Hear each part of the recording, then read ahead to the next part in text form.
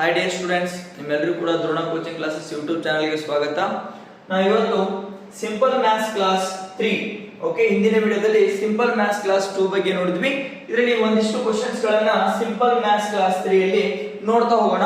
ನಿಮ್ಗೆ ಈಗ ಆಲ್ರೆಡಿ ಗೊತ್ತಿರುವ ಹಾಗೆ ದ್ರೋಣ ಕೋಚಿಂಗ್ ಕ್ಲಾಸಸ್ ರಾಮಪುರದಲ್ಲಿ ಬೇಸಿಕ್ ತರಬೇತಿಗಳು ಕಂಪ್ಲೀಟ್ ಆಗಿ ನಿರಂತರ ತರಬೇತಿಗಳು ಜೂನ್ 2 ರಿಂದ ಪ್ರಾರಂಭವಾಗ್ತಾ ಇದ್ದಾವೆ.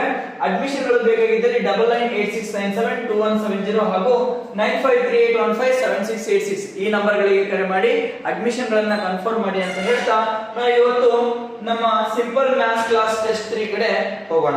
ಓಕೆ, ಮೊದಲನೇ ಪ್ರಶ್ನೆ ಸಂಖ್ಯೆ 1. 15, 20 ಮತ್ತು 30 ರಿಂದ ಭಾಗವಾಗುವ ಕನಿಷ್ಠ ಸಂಖ್ಯೆ ಯಾವುದು? ಓಕೆ, 15, 20 ಮತ್ತು 30 ರಿಂದ ಭಾಗವಾಗುವ ಕನಿಷ್ಠ ಸಂಖ್ಯೆ. ಓಕೆ, ಹಿಂದಿನ ವಿಡಿಯೋದಲ್ಲಿ ನಾನು ಹೇಳಿದ್ದೆ, ಇದ್ರ ಬಗ್ಗೆನೇ ನಾನು ಏನ್ ಮಾಡ್ತೀನಿ, ನಿಮಗೆ ಒಂದಿಷ್ಟು ಕ್ವೆಶ್ಚನ್ಸ್ ಗಳನ್ನ ಡಿಸ್ಕಷನ್ ಮಾಡ್ತಾ ಹೋಗೋಣ ಅಂತ ಹೇಳಿ. ಹಾಗಾದ್ರೆ ನೋಡೋಣ, ಇಲ್ಲಿ 15, 20 ಮತ್ತು 30 ರಿಂದ ಈ ಮೂರು ಸಂಖ್ಯೆಗಳಿಂದ ಭಾಗ ಹೋಗ್ಬೇಕು. ಅದೇನಾಗಿರ್ಬೇಕಂತೆ, ಕನಿಷ್ಠ ಸಂಖ್ಯೆ ಆಗಿರ್ಬೇಕು ಅಂತ ಹೇಳಿದ್ದಾರೆ. ಅದು ಕನಿಷ್ಠ ಸಂಖ್ಯೆ, ಕನಿಷ್ಠ ಅಂತಂದ್ರೆ ಚಿಕ್ಕ ಸಂಖ್ಯೆ ಆಗಿರ್ಬೇಕು, ಮತ್ತೆ ಅದಕ್ಕಿಂತ ಚಿಕ್ಕ ಸಂಖ್ಯೆ ಯಾವುದು ಇರಬಾರದು. ಓಕೆ, ಹಾಗಾದ್ರೆ ನೋಡೋಣ, 15, 20 ಮತ್ತು 30 ರಿಂದ ಭಾಗವು ಕನಿಷ್ಠ ಸಂಖ್ಯೆ ನಾವು ಈ ತರ ಮಾಡ್ಬೇಕಾದ್ರೆ ಏನ್ ಮಾಡ್ಬೇಕು? 15, 20 ಮತ್ತು 30ರ ಲಸವನ್ನು ತೆಗಿಬೇಕು. ಓಕೆ, ಇವುಗಳ ಲಸವನ್ನು ತೆಗಿಬೇಕು. ಬಂದಿರತಕ್ಕಂತ ಉತ್ತರನೇ ಅದೇನಾಗಿರುತ್ತೆ, ಕನಿಷ್ಠ ಸಂಖ್ಯೆನೇ ಆಗಿರುತ್ತೆ. ನಾನು ಹಿಂದಿನ ವಿಡಿಯೋದಲ್ಲಿ ಕೂಡ ಹೇಳಿದ್ದೆ. ಹಾಗಾದ್ರೆ ನೋಡೋಣ, ಇಲ್ಲಿ 15, 20, 30 ಈ ಮೂರು ಸಂಖ್ಯೆಗಳು ಒಂದೇ ಸಂಖ್ಯೆಯಿಂದ ಭಾಗ ಹೋಗ್ತಾ ಇದ್ದಾವೆ ಅಂತಂದ್ರೆ ಆ ಸಂಖ್ಯೆನ ನೀವು ಡೈರೆಕ್ಟ್ ಆಗಿ ತಗೋಬಹುದು. ಇಲ್ಲ ಅಂತಂದ್ರೆ ನೀವು ಅವಿಭಾಜ್ಯ ಸಂಖ್ಯೆಗಳಿಂದಾದ್ರೂ ಲಸವನ್ನು ಮಾಡಬಹುದು. ಹಾಗಾದ್ರೆ ನಾನು 15, 20 ಮತ್ತು 30 ಒಂದೇ ಸಂಖ್ಯೆಯಿಂದ ಭಾಗ ಹೋಗೋದ್ರಿಂದ ನಾನು 5 ಅನ್ನು ಡೈರೆಕ್ಟ್ ಆಗಿ ತಗೊಳ್ತಾ ಇದ್ದೀನಿ. 5 3 15, 5 4 20, 5 6 30, 3 4 6 ಉಳಿತು. ನೆಕ್ಸ್ಟ್ ನಾನು ಇಲ್ಲಿ 2 ತಗೊಳ್ತಾ ಇದ್ದೀನಿ, 3 as it is. Next 2 2 2 3 next 2 ತಗೊಳ್ತೀನಿ, 3 as it is, 1 3 as it is, ಮತ್ತೆ 3 ತಗೊಳ್ತೀನಿ, 1 1 1, 3 2 6 6 2 12 12 60. ಇವುಗಳ ಲಸ ಎಷ್ಟು ಬಂತು? 60. ಹಾಗಾದ್ರೆ ಈ 60ಕ್ಕಿಂತ ಮತ್ತೆ ಯಾವುದೇ ಚಿಕ್ಕ ಸಂಖ್ಯೆ ಕೂಡ 15, 12, 20 ಮತ್ತು 30 ಈ ಮೂರು ಸಂಖ್ಯೆಗಳಿಂದ ಭಾಗ ಹೋಗಬೇಕು. ಓಕೆ, 60ನ್ನ ಬಿಟ್ರೆ ಮತ್ತೆ ಯಾವುದೇ ಚಿಕ್ಕ ಸಂಖ್ಯೆ ಕೂಡ ಏನಾಗಲ್ಲ, 15, 20 ಮತ್ತು 30 ರಿಂದ ಭಾಗ ಹೋಗೋದಿಲ್ಲ. ದೊಡ್ಡ ಸಂಖ್ಯೆ ಭಾಗ ಹೋಗ್ತವೆ, ಬಟ್ ಚಿಕ್ಕ ಸಂಖ್ಯೆ ಏನು ಭಾಗ ಹೋಗೋದಿಲ್ಲ. ಸರಿ, ಎಲ್ಸಿಎಂ ತೆಗಿಬೇಕಾಗಿತ್ತು ಅಂತಂದ್ರೆ, ಲಸ ತೆಗಿಬೇಕಾಗಿತ್ತು ಅಂದ್ರೆ ಇನ್ನೊಂದು ಈಸಿ ಮೆಥಡ್ ನೋಡ್ಕೋರಿ. ಏನಪ್ಪಾ ಅಂತಂದ್ರೆ 15, 20, 30 ಕೊಟ್ಟಿರ್ತಕ್ಕಂತ ಸಂಖ್ಯೆಗಳಲ್ಲಿ ಅತಿ ದೊಡ್ಡ ಸಂಖ್ಯೆ ಯಾವುದು ಅದನ್ನ ನೋಡ್ಕೋಬೇಕು. ಅತಿ ದೊಡ್ಡ ಸಂಖ್ಯೆ ಯಾವುದಿದೆ? ಇಲ್ಲಿ 30 ಅಂತಕ್ಕಂಥದ್ದು ಅತಿ ದೊಡ್ಡ ಸಂಖ್ಯೆ ಇದೆ. ಕೊಟ್ಟಿರ್ತಕ್ಕಂಥ ಸಂಖ್ಯೆಗಳಲ್ಲಿ ಅತಿ ದೊಡ್ಡ ಸಂಖ್ಯೆ 30 ಇದೆ. ಅದರ ಗುಣಕಗಳನ್ನ ನೋಡ್ತಾ ಹೋಗ್ಬೇಕು. ಈ 30 ಅಂತಕ್ಕಂಥದ್ದು 20ರ ಮಧ್ಯದಲ್ಲಿ ಬರ್ತಾ ಇದೆನಾ? ಇಲ್ಲ, ಬರೋದಿಲ್ಲ. ಹಾಗಾದ್ರೆ ನೆಕ್ಸ್ಟ್ 32 60. ಓಕೆ, 60ನ್ನ ನೋಡ್ಕೊಂತ ಹೋಗೋಣ. 30ರ ಮಧ್ಯದಲ್ಲಿ ಬರ್ತಾ ಇದೆ, 20ರ ಟೇಬಲ್ ಅಲ್ಲಿ ಬರ್ತಾ ಇದೆ, 15ರ ಮಧ್ಯದಲ್ಲಿ ಕೂಡ ಬರ್ತಾ ಇದೆ, 15 4 60. ಹಾಗಾದ್ರೆ ಇವುಗಳ ಲಸ ಎಷ್ಟಾಗಿರುತ್ತೆ? 60 ಆಗಿರುತ್ತೆ. ಈ ತರ ನೀವು ಲಸವನ್ನು ತೆಗಿಬಹುದು. ಇಲ್ಲ ಅಂತಂದ್ರೆ ನೀವು ಲಾಂಗ್ ಮೆಥಡ್ ಅಲ್ಲಿ ಲಸನ ತೆಗಿಬಹುದಾಗಿದೆ. ಹಾಗಾದ್ರೆ ಸರಿಯಾದಂತ ಉತ್ತರ 15, 20 ಮತ್ತು 30 ರಿಂದ ಭಾಗ ಹೋಗುವ ಕನಿಷ್ಠ ಸಂಖ್ಯೆ ಯಾವುದು ಅಂತಂದ್ರೆ 60 ಅಂತಕ್ಕಂಥದ್ದು ಸರಿಯಾದಂತ ಉತ್ತರ ಆಗ್ತಾ ಇದೆ. ಓಕೆ, 60 ಅಂತಕ್ಕಂಥ ಆಪ್ಷನ್ ಇಲ್ಲಿ ಕೊಟ್ಟಿಲ್ಲ. ಓಕೆ, 60 ಆಪ್ಷನ್ ಸಿ 60 ಅಂತಕ್ಕಂಥದ್ದು ಇದು ಸರಿಯಾದಂತ ಉತ್ತರ ಆಗ್ತಾ ಇದೆ. 15 4 60, 23 60, 32 60 ಇದು ಸರಿಯಾದಂತ ಉತ್ತರ ಆಗಿದೆ. ಓಕೆ, ಹಾಗಾದ್ರೆ ನೆಕ್ಸ್ಟ್ ಎರಡನೇ ಪ್ರಶ್ನೆ ನೋಡೋಣ. ಪ್ರಶ್ನೆ ಸಂಖ್ಯೆ 2. 12ರ ಮೊದಲ 3 ಅಪವರ್ತ್ಯಗಳು ಯಾವುವು ಅಂತ ಕೇಳಿದರೆ, ಓಕೆ, ಮೊದಲ 3 ಅಪವರ್ತ್ಯಗಳನ್ನ ಕೇಳಿದರೆ, ಅಪವರ್ತ್ಯಗಳು ಅಂತಂದ್ರೆ ಅವುಗಳ ಗುಣಕಗಳು ಅಂತ ಅರ್ಥ. ನಿಮಗೇನಾದ್ರು ಮಗ್ಗಿ ಬಂದ್ರೆ, ಓಕೆ, ಟೇಬಲ್ಸ್ ಬಂದ್ರೆ ನೀವು ಈಸಿಯಾಗಿ ಇದನ್ನ ಹೇಳ್ಬೋದು. ಗುಣಕಗಳು ಅಂತ ಕರೀತಾ ಇದೀವಿ. ಓಕೆ, ಅಪವರ್ತ್ಯ ಅಂತಂದ್ರೆ ಗುಣಕ ಅಂತೇಳಿ ಅರ್ಥ, ಅವುಗಳ ಮಗ್ಗಿ. ಓಕೆ, 12ರ ಮೊದಲ 3 ಅಂತ ಕೇಳಿದರೆ, ಓಕೆ, 12 1 12, 12 2 24, 12 3 36. ಇವು ಮೂರು ಏನಿದಾವಲ್ಲ, 12, 24 ಮತ್ತು 36 ಇವು 12ರ ಮೊದಲ 3 ಗುಣಕಗಳಾಗಿರ್ತವೆ. 12ರ ಮೊದಲ 3 ಗುಣಕಗಳು 12, 24 ಮತ್ತು 36 ಆಗ್ತಾ ಇದೆ. 12, 24 ಮತ್ತು 33 ಕೊಟ್ಟಿರ್ತಕ್ಕಂಥ ಆಪ್ಷನ್ಗಳಲ್ಲಿ ಆಪ್ಷನ್ ಸಿ ಇದು ಸರಿಯಾದಂತ ಉತ್ತರ ಆಗ್ತಾ ಇದೆ. ಓಕೆ, ಸಿಂಪಲ್ ಆಗಿರ್ತಕ್ಕಂಥ ಪ್ರಶ್ನೆಗಳನ್ನ ನಾವು ನೋಡ್ತಾ ಇದ್ದೀವಿ. ಓಕೆ, ಹಾಗಾದ್ರೆ ನೆಕ್ಸ್ಟ್ ನೋಡೋಣ. ಪ್ರಶ್ನೆ ಸಂಖ್ಯೆ 3 ಏನ್ ಕೊಟ್ಟಿದ್ದಾರೆ? ಎರಡು ಸಂಖ್ಯೆಗಳ ಲಸಹ 100 ಮತ್ತು ಮಸಹ 5. ಅದರಲ್ಲಿ ಒಂದು ಸಂಖ್ಯೆ 25 ಆದರೆ ಇನ್ನೊಂದು ಸಂಖ್ಯೆ ಯಾವುದು? ಅವ್ರು ಏನ್ ಕೊಟ್ಟಿದ್ದಾರೆ? ಇಲ್ಲಿ ಲಸಹ ಕೊಟ್ಟಿದ್ದಾರೆ 100 ಇದೆ, ಮಸಹ ಕೊಟ್ಟಿದ್ದಾರೆ 5 ಇದೆ. ಅದರಲ್ಲಿ ಒಂದು ಸಂಖ್ಯೆಯನ್ನು ಅವರೇ ಕೊಟ್ಟಿದ್ದಾರೆ. ಹಾಗಾದ್ರೆ ಇದಕ್ಕೊಂದು ಸೂತ್ರನ ನಾನು ಹೇಳಿದ್ದೆ, ಯಾವುದಪ್ಪ ಅಂತಂದ್ರೆ ಒಂದು ಸಂಖ್ಯೆ ನಮಗೆ ಬೇಕಾಗಿತ್ತು ಅಂತಂದ್ರೆ ಲಸಹ ಇಂಟು ಮಸಹ, ಲಸಹ ಇಂಟು ಮಸಹ ಡಿವೈಡೆಡ್ ಬೈ ಒಂದು ಸಂಖ್ಯೆ ಡಿವೈಡೆಡ್ ಬೈ ಒಂದು ಸಂಖ್ಯೆ ಅಂತ ಹೇಳಿ. ಹಾಗಾದ್ರೆ ಇನ್ನೊಂದು ಸಂಖ್ಯೆ ಬೇಕಾದ್ರೆ ನಾವೇನ್ ಮಾಡ್ತೀವಿ? ಲಸಹ ಎಷ್ಟು ಕೊಟ್ಟಿದ್ದಾರೆ? 100 ಕೊಟ್ಟಿದ್ದಾರೆ. ಮಸಹ ಎಷ್ಟು ಕೊಟ್ಟಿದ್ದಾರೆ? 5 ಕೊಟ್ಟಿದ್ದಾರೆ. ಹಾಗಾದ್ರೆ ಒಂದು ಸಂಖ್ಯೆ ಎಷ್ಟು ಕೊಟ್ಟಿದ್ದಾರೆ? 25 ಅನ್ನ ಕೊಟ್ಟಿದ್ದಾರೆ. ಹಾಗಾದ್ರೆ ಇದರ ಉತ್ತರ ಮಾಡಬೇಕಾಗಿತ್ತು ಅಂದ್ರೆ 25 ಅಂದ್ರೆ 25, 25 4 100, 4 5 20. ಹಾಗಾದ್ರೆ ಸರಿಯಾದಂತ ಉತ್ತರ ನಮಗೆ 20 ಅಂತಕ್ಕಂಥದ್ದು ಬರ್ತಾ ಇದೆ. ಓಕೆ, 20 ಮತ್ತು 25ರ ಲಸಹ ಎಷ್ಟು ಬರುತ್ತೆ? 100 ಬರುತ್ತೆ. ನೆಕ್ಸ್ಟ್ ಅದೇ ತರ ಮಸಹ ಎಷ್ಟು ಬರುತ್ತೆ? 5 ಬರುತ್ತೆ ಅಂತ ಅರ್ಥ. ಓಕೆನಾ? ಹಾಗಾದ್ರೆ ಕೊಟ್ಟಿರ್ತಕ್ಕಂಥ ಉತ್ತರದಲ್ಲಿ ಆಪ್ಷನ್ ಯಾವ್ದಿದೆ? Option C. ಬಂದಿರತಕ್ಕಂಥ ಉತ್ತರ ನಮಗೆ ಆಪ್ಷನ್ ಸಿ ಸರಿಯಾದಂತ ಉತ್ತರ ಆಗ್ತಾ ಇದೆ. ಓಕೆನಾ? ರೈಟ್. ನೆಕ್ಸ್ಟ್ ಪ್ರಶ್ನೆ ಸಂಖ್ಯೆ 4 ಕೂಡಿಸು. ಓಕೆ, ಭಿನ್ನ ರಾಶಿಗಳ ಸಂಕಲನವನ್ನು ಕೊಟ್ಟಿರುವಂತದ್ದು ನೋಡೋಣ. ಹಾಗಾದ್ರೆ ಯಾವ ತರ ಮಾಡಬೇಕು ಇದನ್ನ? ಓಕೆ, ಇದರಲ್ಲಿ ಏನ್ ಗೊತ್ತಾಗಪ್ಪ ಅಂತಂದ್ರೆ ಎರಡು ಮೆಥಡ್ ಗಳನ್ನ ನಾನು ನಿಮಗೆ ಹೇಳ್ತಾ ಇದ್ದೀನಿ. ಮೊದಲನೇ ಮೆಥಡ್ ನಿಮಗೆ ಗೊತ್ತಿರುವ ಹಾಗೆ ಕೊಟ್ಟಿರ್ತಕ್ಕಂಥ ಮಿಶ್ರ ಭಿನ್ನ ರಾಶಿಯನ್ನು ನಾವೇನ್ ಮಾಡ್ತೀವಿ? ವಿಷಮಕ್ಕೆ ಪರಿವರ್ತನೆ ಮಾಡಿ ನೆಕ್ಸ್ಟ್ ಅಡಿಷನ್ ನ ಮಾಡ್ತೀವಿ, ಕೂಡಿಸ್ತಾ ಇದೀವಿ. ಹಾಗಾದ್ರೆ ನೋಡೋಣ. ಇಲ್ಲಿ ಫಸ್ಟ್ ಮೊದಲನೇದಾಗಿ 4 8 8 ಪ್ಲಸ್ 3 11/4 ಪ್ಲಸ್ 5 8 10 10 1 11/2. ಇವುಗಳ ಲಸವನ್ನು ತೆಗಿತೀವಿ. ಛೇದಗಳು ಬೇರೆ ಇದ್ದಾಗ ನಾವೇನ್ ಮಾಡ್ತೀವಿ? ಲಸವನ್ನು ತೆಗಿತೀವಿ. 4 ಮತ್ತು 2ರ ಲಸಹ ನಮಗೆ 4 ಬರ್ತಾ ಇದೆ. 4 1 2 ಇರಲಿ. ರೈಟ್. Next 11 1 11 plus 11 22. ಉತ್ತರ ಬಂತು ನಮಗೆ 33/4. ಅಂದ್ರೆ ಬಂದಿರತಕ್ಕಂತ ಉತ್ತರ ನಮಗೆ ಯಾವಾಗಲೂ ಏನಿರಬೇಕು? ಸಮ ಭಿನ್ನ ರಾಶಿಯಲ್ಲಿ ಇರಬೇಕು, ಇಲ್ಲ ಅಂತಂದ್ರೆ ಮಿಶ್ರ ಭಿನ್ನ ರಾಶಿಯಲ್ಲಿ ಇರಬೇಕು. ಇದು ನಮಗೆ ವಿಷಮ ಭಿನ್ನ ರಾಶಿಯಲ್ಲಿ ಇದೆ. ವಿಷಮ ಭಿನ್ನ ರಾಶಿ ಅಂದ್ರೆ ಅಂಶ ದೊಡ್ಡದಿತ್ತಂದ್ರೆ ನಾವು ಅದಕ್ಕೆ ಏನಂತ ಕರಿತೀವಿ? ವಿಷಮ ಭಿನ್ನ ರಾಶಿ ಅಂತ ಕರಿತಾ ಇದೀವಿ. ಹಾಗಾದ್ರೆ ಏನ್ ಮಾಡ್ಬೇಕು? ಈ 33 ಅನ್ನು 4ರಿಂದ ಭಾಗಿಸಬೇಕು. 4 8 32, 1 ಉಳಿತು. ಬಂದಿರತಕ್ಕಂಥದ್ದನ್ನ ನಾವು ಈ ತರ ಬರಿತಾ ಇದೀವಿ. ಓಕೆ, 8.1/4. ಇದು ನಮ್ಮ ಉತ್ತರ. ಓಕೆ, ನಾವು ಇದನ್ನ ಶಾರ್ಟ್ ಮೆಥಡ್ ಅಲ್ಲಿ ಮಾಡಬೇಕಾದ್ರೆ ಯಾವ ತರ ಮಾಡ್ತೀವಪ್ಪ ಅಂದ್ರೆ ಪೂರ್ಣಾಂಕಗಳನ್ನ, ಓಕೆ, ಕೊಟ್ಟಿರ್ತಕ್ಕಂತಹ ಪೂರ್ಣಾಂಕಗಳನ್ನ ನಾವು ಹೊರಗಡೆ ತೆಗಿತಾ ಇದೀವಿ. ಪ್ಲಸ್ ಕೇಳಿರೋದ್ರಿಂದ ಪ್ಲಸ್ ಮಾಡ್ತಾ ಇದೀವಿ. ಹೊರಗಡೆ ತೆಗೆದ ಮೇಲೆ ನಮಗೆ ಏನು ಉಳಿಯುತ್ತೆ ಅದನ್ನ ಪ್ಲಸ್ ಹಾಕಿ. ಯಾಕಂತಂದ್ರೆ ಈ 3/4 ಮತ್ತು 1/2 ಇವು ಯಾವ ರಿಲೇಟ್ ಇದಾವೆ? ಈ ಪೂರ್ಣಾಂಕಗಳಿಗೆ ರಿಲೇಟ್ ಇರೋದ್ರಿಂದ ನಾವು ಪ್ಲಸ್ ಹಾಕಿ ಮಾಡ್ತೀವಿ. 3/4 ಪ್ಲಸ್ 1/2. ಪೂರ್ಣಾಂಕಗಳನ್ನ ಬೇರೆ ಕೂಡಿಸೋದು ಮತ್ತೆ ಉಳಿದಿರ್ತಕ್ಕಂಥ ಭಿನ್ನ ರಾಶಿಗಳನ್ನ ಬೇರೆ ಕೂಡಿಸೋದು. ಓಕೆ, 5 ಪ್ಲಸ್ 2 7 ಆಗ್ತಾ ಇದೆ. ಪ್ಲಸ್ 4 ಮತ್ತೆ 2. ಯಾಕೆ ಈ ತರ ನಾವು ಸಪರೇಟ್ ಆಗಿ ಮಾಡ್ತಾ ಇದೀವಪ್ಪ ಅಂತಂದ್ರೆ ನಮಗೆ ಇಲ್ಲಿ ನೋಡ್ಕೊರಿ, ಇಂಟು ಮಾಡ್ಲಿಕ್ಕೆ ಒಂದು ವೇಳೆ ಏನಾದ್ರು ದೊಡ್ಡ ಸಂಖ್ಯೆಗಳು ಬಂದ್ರೆ ಕಷ್ಟ ಆಗ್ತಾ ಇದೆ. ಹೌದಾ?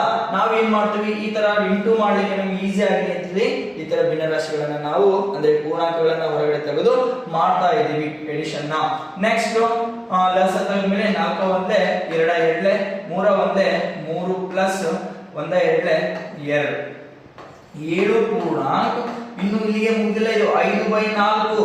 ಓಕೆ, 5/4 ಅಂತಂದ್ರೆ ಓಕೆ 5/4 ಅಂತಂದ್ರೆ ಯಾವ ಭಿನ್ನ ರಾಶಿ? ಇದು ವಿಷಮ ಭಿನ್ನ ರಾಶಿ ಆಗ್ತಾ ಇದೆ. ನೀವು ಇಲ್ಲೇ ಕೇರ್ಫುಲ್ ಆಗಿರ್ಬೇಕಾಗಿದ್ದು. ಈ ಶಾರ್ಟ್ ಮೆಥಡ್ ಅಲ್ಲಿ ನೀವು ಇಲ್ಲೇ ಕೇರ್ಫುಲ್ ಆಗಿರ್ಬೇಕು. ಒಂದ್ ವೇಳೆ ಏನಾದ್ರು ಇಂಪ್ರಾಪರ್ ಫ್ರಾಕ್ಷನ್ ವಿಷಮ ಭಿನ್ನ ರಾಶಿ ಬಂತು ಅಂತಂದ್ರೆ ನೀವು ಏನ್ ಮಾಡ್ಬೇಕು? ಇದನ್ನ ಮಿಶ್ರ ಭಿನ್ನ ರಾಶಿಗೆ ಪರಿವರ್ತನೆ ಮಾಡಬೇಕು. ಓಕೆ, ಪರಿವರ್ತನೆ ಮಾಡಿದ್ರೆ 7 ಪೂರ್ಣಾಂಕ ಪ್ಲಸ್ ಇದು 1 ಪೂರ್ಣಾಂಕ 1/4 ಆಗ್ತಾ ಇದೆ. 7 ಪ್ಲಸ್ 1 8, 8 ಪೂರ್ಣಾಂಕ 1/4. ಡೈರೆಕ್ಟ್ ಆಗಿ ನೀವು ಆನ್ಸರ್ ನ ಬರೀಬಹುದಾಗಿದೆ. ಓಕೆನಾ? ಇಲ್ಲಿ ಏನಾದ್ರೂ ಒಂದ್ ವೇಳೆ ಸಮಭಿನ್ನ ರಾಶಿ ಬಂದಿತ್ತು ಅಂತಂದ್ರೆ ನೀವು ಈ 7ಕ್ಕೆ ಡೈರೆಕ್ಟ್ ಆಗಿ ಆಡ್ ಮಾಡಬಹುದು. 7 ಪೂರ್ಣಾಂಕ 1/4 ಆನ್ಸರ್ ಏನ್ ಬರುತ್ತೆ ಅದನ್ನ ಬರೀಬಹುದು. ಬಟ್ ಇಲ್ಲಿ ವಿಷಮ ಭಿನ್ನ ರಾಶಿ ಬಂದಾಗ ನೀವು ಅದನ್ನ ಏನ್ ಮಾಡಬೇಕು? ಮಿಶ್ರ ಭಿನ್ನರಾಶಿಗೆ ಪರಿವರ್ತನೆ ಮಾಡಿ ಆ ಪೂರ್ಣಾಂಕನ ಕೂಡಿಸ್ಕೋಬೇಕು. ಇಷ್ಟೇ ಇದಕ್ಕೆ. ಓಕೆ, ಇದು ಯಾವಾಗ ಹೆಲ್ಪ್ ಆಗುತ್ತೆ ಅಂತಂದ್ರೆ, ಓಕೆ ಆನ್ಸರ್ ನೋಡಿ 8.1/4 ಬಂದಿದೆ, 8.1/4 ಬಂದಿದೆ. ಒಂದ್ ವೇಳೆ ಏನಾದ್ರೂ ಬಿಗ್ಗೆಸ್ಟ್ ನಂಬರ್ಗಳು ಬಂದಾಗ ನಿಮಗೆ ಅದೇನಾಗುತ್ತೆ, ಟಫ್ ಆಗುತ್ತೆ ಈ ಮೆಥಡ್. ನೀವು ಅವಾಗ ಈ ನಂಬರ್ಗಳನ್ನ ಮಾಡ್ಕೋಬೇಕಾಗುತ್ತೆ. ಈ ಮೆಥಡ್ ನ ನೀವು ಫಾಲೋ ಮಾಡ್ರಿ.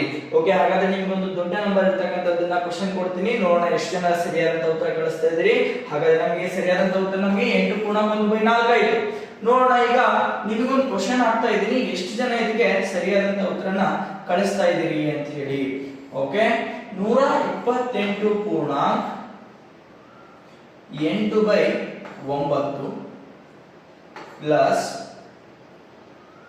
130.4/18. ಓಕೆ, ಹಾಗಾದ್ರೆ ಇದನ್ನ ಎರಡನೇ ಮೆಥಡ್ ಮುಖಾಂತರ ನೀವು ಆನ್ಸರ್ ನ ಮಾಡಿದ್ರೆ ಈಸಿಯಾಗಿ ಆಗುತ್ತೆ. ಯಾಕಂದ್ರೆ ಇದನ್ನ ವಿಷಮ ಭಿನ್ನರಾಶಿ ಮಾಡಿಕೊಂಡು ನೀವು ಮಾಡೋಷ್ಟಿಗೆ ಏನಾಗುತ್ತೆ, ಲಾಂಗ್ ಮೆಥಡ್ ಆಗ್ತಾ ಇದೆ. ನೀವೇನ್ ಮಾಡ್ಬೇಕು ಅಂತಂದ್ರೆ ಈ ಮೆಥಡ್ ನ ಫಾಲೋ ಮಾಡಿದ್ರೆ ಈಸಿಯಾಗಿ ಒಂದು 2 ನಿಮಿಷದಲ್ಲಿ ಆನ್ಸರ್ ನ ಮಾಡಬಹುದಾಗಿದೆ. ನೋಡೋಣ ಎಷ್ಟು ಜನ ಇದಕ್ಕೆ ಸರಿಯಾದಂತ ಉತ್ತರನ ಕಳಿಸ್ತಾ ಇದ್ದೀರಿ ಅಂತ ಹೇಳಿ. ಓಕೆ, ನೆಕ್ಸ್ಟ್ ನೋಡೋಣ. ಹಾಗಾದ್ರೆ ಮುಂದಿನ ಪ್ರಶ್ನೆ ಸಂಖ್ಯೆ 5. ಓಕೆ, ಪ್ರಶ್ನೆ ಸಂಖ್ಯೆ 5ಕ್ಕೆ ಹೋಗೋದಕ್ಕಿಂತ ಮೊದಲು ದ್ರೋಣ ಕೋಚಿಂಗ್ ಕ್ಲಾಸ್ ರಾಂಪುರದಲ್ಲಿ ಸೈನಿಕ ಟಾಪರ್ಸ್ 2024 ಮತ್ತು 25ನೇ ಸಾಲಿನಲ್ಲಿ ಸೈನಿಕ ಶಾಲೆಗೆ ಆಯ್ಕೆಯಾದಂತಹ ಮಕ್ಕಳು ಇವರೆಲ್ಲರೂ. ನೆಕ್ಸ್ಟ್ ಅದೇ ತರ ನವೋದಯ ಶಾಲೆಗೆ ಆಯ್ಕೆಯಾದಂತಹ ಮಕ್ಕಳು ಕೂಡ ನಿಮಗೆ ಕೆಳಗಡೆ ಇದ್ದಾರೆ. ಓಕೆ, ಇದು ಕೂಡ 2023 ಮತ್ತು 24ನೇ ಸಾಲಿನಲ್ಲಿ ನವೋದಯ ಶಾಲೆಗೆ ಆಯ್ಕೆಯಾದ ವಿದ್ಯಾರ್ಥಿಗಳು ಇವರು. ಓಕೆ, ಇವರು ಹೋದ ವರ್ಷ ಅಂದ್ರೆ ಹಿಂದಿನ ವರ್ಷದಲ್ಲಿ ನಮ್ಮ ಶಾಲೆಯಿಂದ ನವೋದಯ ಶಾಲೆ ಸೈನಿಕ ಶಾಲೆಗೆ ಹೋದಂತ ಮಕ್ಕಳು, ಇವರು ನವೋದಯ ಶಾಲೆಗೆ ಹೋದಂತ ಮಕ್ಕಳು. ಈಗ ಆಲ್ರೆಡಿ ನಿಮ್ಮ ಮಕ್ಕಳು ಕೂಡ ನವೋದಯ ಶಾಲೆಗೆ ಅಥವಾ ಸೈನಿಕ ಶಾಲೆಗೆ ಗುರಿಯನ್ನು ಇಟ್ಟಿದ್ರೆ ಅಂದ್ರೆ ದ್ರೋಣ ಕೋಚಿಂಗ್ ಕ್ಲಾಸ್ ನ ಒಂದ್ಸರಿ ಭೇಟಿ ಮಾಡಿ ನೆಕ್ಸ್ಟ್ ಇಲ್ಲಿ ಇರ್ತಕ್ಕಂತ ವಾತಾವರಣ ನೋಡಿಕೊಂಡು ನೀವು ಅಡ್ಮಿಷನ್ ಮಾಡಿಸಿ ಅಂತ ಹೇಳ್ತಾ ನೆಕ್ಸ್ಟ್ ಮುಂದಿನ ಪ್ರಶ್ನೆ ಕಡೆಗೆ ಹೋಗ್ತಾ ಇದ್ದೀನಿ. ಪ್ರಶ್ನೆ ಸಂಖ್ಯೆ 5. ಮೊದಲ 6 ಭಾಜ್ಯ ಸಂಖ್ಯೆಗಳ ಮೊತ್ತವೆಷ್ಟು? ಓಕೆ, ಮೊದಲ 6 ಭಾಜ್ಯ ಸಂಖ್ಯೆಗಳು ಅಂತ ಕೊಟ್ಟಿದ್ದಾರೆ. ಅವಿಭಾಜ್ಯ ಸಂಖ್ಯೆಗಳನ್ನ ನಾವು ಹಿಂದಿನ ವಿಡಿಯೋದಲ್ಲಿ ನೋಡಿದ್ವಿ. ಭಾಜ್ಯ ಸಂಖ್ಯೆಗಳು ಅಂತಂದ್ರೆ ಏನು? 2ಕ್ಕಿಂತ ಹೆಚ್ಚು ಅಪವರ್ತನಗಳನ್ನು ಹೊಂದಿರುವ ಅಂದ್ರೆ 2ಕ್ಕಿಂತ ಹೆಚ್ಚು ಮಗ್ಗಿಯಿಂದ ಭಾಗ ಹೋಗ್ತಿರುವ ಸಂಖ್ಯೆಗಳಿಗೆ ನಾವೇನಂತ ಕರಿತಾ ಇದೀವಿ? ಭಾಜ್ಯ ಸಂಖ್ಯೆಗಳು ಅಂತ ಕರಿತೀವಿ. ಹಾಗಾದ್ರೆ ಈ ಕೊಟ್ಟಿರ್ತಕ್ಕಂಥ ಪ್ರಶ್ನೆ ಇದೆ, ಮೊದಲ 6 ಭಾಜ್ಯ ಸಂಖ್ಯೆಗಳು. ಓಕೆ, ಮೊದಲ 6 ಭಾಜ್ಯ ಸಂಖ್ಯೆಗಳ ಮೊತ್ತವೆಷ್ಟು ಅಂತ ಕೇಳಿದರೆ ಮೊದಲ 6 ಭಾಜ್ಯ ಸಂಖ್ಯೆಗಳು ಯಾವ ಬರ್ತವೆ ನೋಡೋಣ. ಹಾಗಾದ್ರೆ ಮೊದಲನೇ ಭಾಜ್ಯ ಸಂಖ್ಯೆ ಸ್ಟಾರ್ಟ್ ಆಗೋದೇ 4 ಇಂದ ಸ್ಟಾರ್ಟ್ ಆಗುತ್ತೆ. 6, 8, 9, 10, 12, 1, 2, 3, 4, 5, 6 ಇವು ಮೊದಲ 6 ಭಾಜ್ಯ ಸಂಖ್ಯೆಗಳಾಗಿವೆ. ಹಾಗಾದ್ರೆ ಇವುಗಳ ಮೊತ್ತವನ್ನು ಕೇಳಿದರೆ okay, 6, 4, 10, 10, 8, 18, 18, 9, 27, 27 plus 2 29. Okay, next 2 plus 3 3 1 4 49 ಅಂತಕ್ಕಂಥದ್ದು ಈ ಪ್ರಶ್ನೆಗೆ ಸರಿಯಾದಂತ ಉತ್ತರ ಆಪ್ಷನ್ ಸಿ ಇದೆ. ಓಕೆ, ಅರ್ಥ ಆಯ್ತಲ್ವಾ? ಭಾಜ್ಯ ಸಂಖ್ಯೆ ಅಂದ್ರೆ ಏನು? 2ಕ್ಕಿಂತ ಹೆಚ್ಚು ಅಪವರ್ತನಗಳನ್ನು ಹೊಂದಿರುವ ಸಂಖ್ಯೆಗಳಿಗೆ ನಾವೇನಂತ ಕರಿತಾ ಇದೀವಿ? ಭಾಜ್ಯ ಸಂಖ್ಯೆಗಳು ಅಂತ ಕರಿತಾ ಇದೀವಿ. ಓಕೆ, ಹಾಗಾದ್ರೆ ನೆಕ್ಸ್ಟ್ ನೋಡೋಣ ಮುಂದಿನ ಪ್ರಶ್ನೆ ಸಂಖ್ಯೆ 6. 20 ರಿಂದ 40ರವರೆಗೆ 6ರಿಂದ ಭಾಗ ಹೋಗುವ ಸಂಖ್ಯೆಗಳ ಮೊತ್ತ. ನಾವು ಹಿಂದಿನ ಪ್ರಶ್ನೆಯಲ್ಲಿ ನಾವು ನಿಮಗೆ 7ರಿಂದ ಭಾಗ ಹೋಗುವಂತ ಸಂಖ್ಯೆಗಳನ್ನ ನೋಡಿದ್ವಿ. ಹಾಗಾದ್ರೆ 6ರಿಂದ ಭಾಗ ಹೋಗುವಂತ ಸಂಖ್ಯೆಗಳು ಯಾವಿದಾವೆ? ಅವು ಏನಾಗಿರ್ಬೇಕು? 20 ರಿಂದ 40ರವರೆಗೆ ಮಾತ್ರ ಬರಬೇಕು. ಓಕೆ, ನೀವು ಇಲ್ಲಿ ಮಗಿಯನ್ನ ಬರೀತೀರಿ. 6 1 6, 6 12, 6 3 18, 6 4 24, 6 5 30, 6 36, 6 7 42, 6 8 48.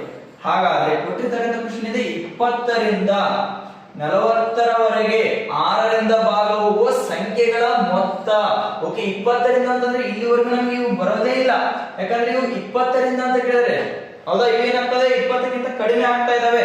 ನೆಕ್ಸ್ಟ್ 40ರವರೆಗೆ ಅಂತಂದ್ರೆ ಇವು ಕೂಡ ಬರೋದೇ ಇಲ್ಲ. ಯಾಕಂದ್ರೆ ಇವು 40ಕ್ಕಿಂತ ಹೆಚ್ಚಾಗ್ತಾ ಇದಾವೆ.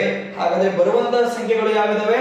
24 ಇದೆ, 30 ಇದೆ ಹಾಗೂ 36 ಇದೆ.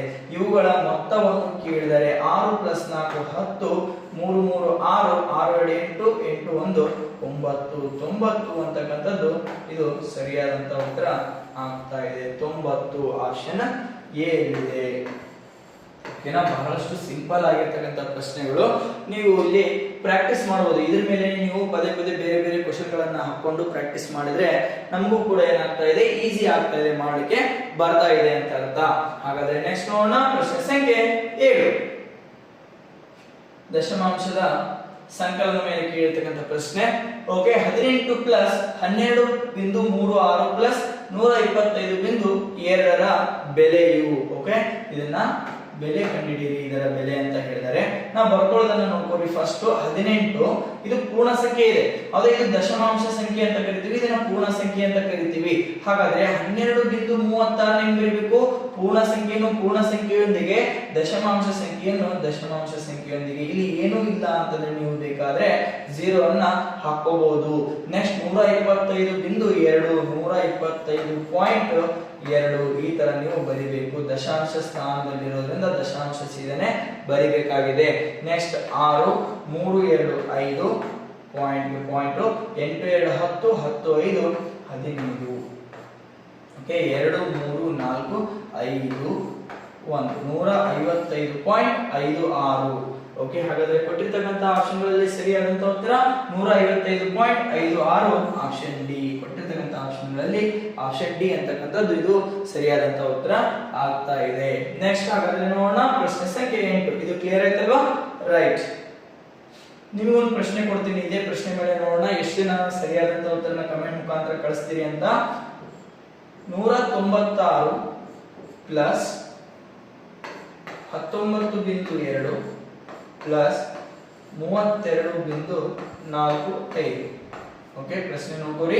196 ಪ್ಲಸ್ 19.2 ಪ್ಲಸ್ 32.45. ಓಕೆ, ನೋಡೋಣ ಹಾಗಾದ್ರೆ ನಿಮ್ಮ ಉತ್ತರನ ಕಮೆಂಟ್ ಮುಖಾಂತರ ಕಳಿಸಿ. ಎಷ್ಟು ಜನ ಸರಿಯಾದಂತ ಉತ್ತರ ಕಳಿಸಿದ್ರಿ ಅವರೆಲ್ಲರಿಗೂ ಕೂಡ ನಾನು ಒಳ್ಳೆ ರೆಸ್ಪಾನ್ಸ್ ಅನ್ನು ಕೂಡ ಮಾಡ್ತಾ ಇದ್ದೀನಿ. ನಿಮ್ಮ ಉತ್ತರ ಸರಿ ಇದ್ರೆ ಸರಿ ಅಥವಾ ರಾಂಗ್ ಇದ್ರೆ ರಾಂಗ್ ಅಂತ ಹೇಳಿ ನಾನು ಕೂಡ ನಿಮಗೆ ರಿಪ್ಲೈನ ಕೊಡ್ತಾ ಇದ್ದೀನಿ.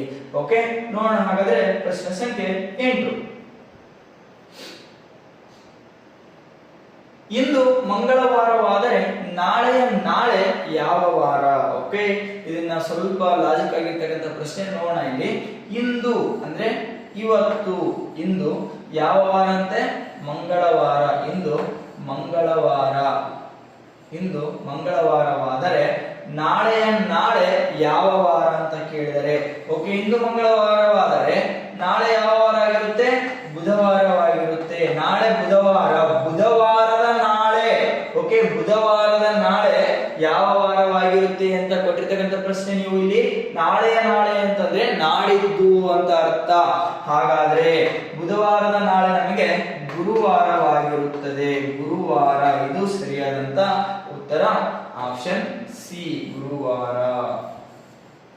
ಓಕೆನಾ, ಇಂದು ಮಂಗಳವಾರ, ನಾಳೆ ಬುಧವಾರ, ನಾಳೆಯ ನಾಳೆ ಅಂತಂದ್ರೆ ನಾಡಿದ್ದು ಅಂತ ಅರ್ಥ. ಅದಕ್ಕೆ ನಾವು ಗುರುವಾರ ಅಂತಕ್ಕಂಥದ್ದು ಸರಿಯಾದಂತ ಉತ್ತರ ಆಗ್ತಾ ಇದೆ. ಓಕೆ, ಲಾಜಿಕಲ್ಲಿ ಬಂದಿರ್ತಕ್ಕಂಥ ಪ್ರಶ್ನೆ ಸಿಂಪಲ್ ಆಗಿದೆ. ಓಕೆನಾ, ರೈಟ್. ನೆಕ್ಸ್ಟ್, SGM ವಿದ್ಯಾಪೀಠ ಹಾಗೂ ದ್ರೋಣ ಕೋಚಿಂಗ್ ಕ್ಲಾಸಸ್ ಇವರ ಸಹಯೋಗದಲ್ಲಿ ಏನ್ ಮಾಡ್ತಾ ಇದೀವಿ ಅಂದ್ರೆ, ಮೊಟ್ಟ ಮೊದಲ ಬಾರಿಗೆ 6ರಿಂದ 10ನೇ ತರಗತಿಯವರೆಗೆ ಓದುತ್ತಿರುವಂತಹ ಮಕ್ಕಳಿಗೆ ಬೇಸಿಕ್ ಕೋರ್ಸ್ಗಳು, ಓಕೆ, PCMB ಆದಂತ ಫಿಸಿಕ್ಸ್, ಮ್ಯಾಥ್ಸ್, ಬಯಾಲಜಿ, ಕೆಮಿಸ್ಟ್ರಿ ಇವುಗಳ ಬೇಸಿಕ್ ಫೌಂಡೇಶನ್ ಅನ್ನು ಸ್ಟಾರ್ಟಿಂಗ್ ಅಲ್ಲೇ ಅಂದ್ರೆ 6ನೇ ತರಗತಿಯಲ್ಲಿನೇ ಇವರಿಗೆ ಬೇಸಿಕ್ ಫೌಂಡೇಶನ್ ನ ಕೊಟ್ರೆ ಮುಂದೆ ಅವರಿಗೆ ಓದಲಿಕ್ಕೆ ಬಹಳಷ್ಟು ಸುಲಭ ಆಗ್ತಾ ಇದೆ.